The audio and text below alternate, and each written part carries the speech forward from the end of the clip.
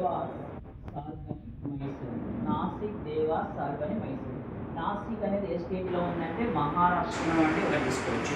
దీన్ని oldest paper currency printing centre అని పిలుస్తాం sir. Oldest paper currency printing centre అని పిలుస్తాం.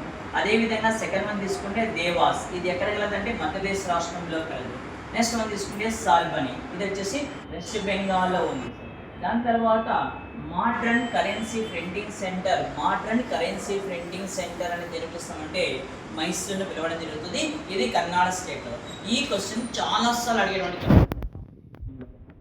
గవర్నమెంట్ ఆఫ్ ఇండియా చేత మోడ్రన్ కరెన్సీ ప్రింటింగ్ సెంటర్గా ఏర్పాటు చేయబడిన ప్రింటింగ్ సెంటర్ ఏదనే క్వశ్చన్ నెంబర్ ఆఫ్ టైమ్స్ అది. లేదా ఆధునిక కరెన్సీ ముద్రణ కేంద్రం అని దేని పిలుస్తామంటే మైసూర్ను సంబోధించడం జరుగుతుంది.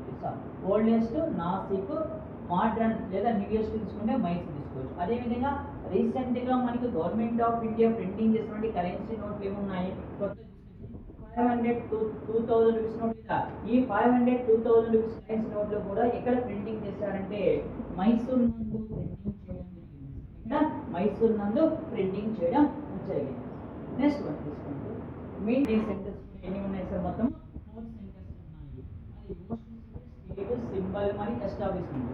ఫస్ట్ వన్ తీసుకుంటే కలకత్తా, వెస్ట్ బెంగాల్లో ఏర్పాటు చేస్తారు. నెక్స్ట్ సెకండ్ వన్ తీసుకుంటే హైదరాబాద్, తెలంగాణలో తీసుకోవచ్చు. థర్డ్ వన్ ముంబై, మహారాష్ట్రలో. ఫోర్త్ వన్ వచ్చేసి నోయిడా, యూపీలో తీసుకోవచ్చు. ఓల్డెస్ట్ మింట్ కాయిన్ సెంటర్ ఏదంటే Calcutta. Modern mint coin centre ఏదైనా తీసుకున్నప్పుడు నోయిడా తీసుకోవచ్చు. ఇక్కడ కలకత్తాలో మింట్ కాయిన్ సెంటర్ని ఎప్పుడు ఎస్టాబ్లిష్మెంట్ చేశారంటే 1757లో.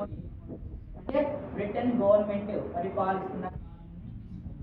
సెకండ్ వన్ హైదరాబాద్లో ఎప్పుడు ఏర్పాటు చేస్తారంటే ఎస్టాబ్లిష్మెంట్ తీసుకుంటే 1803లో హైదరాబాద్లో ఏర్పాటు చేస్తారు.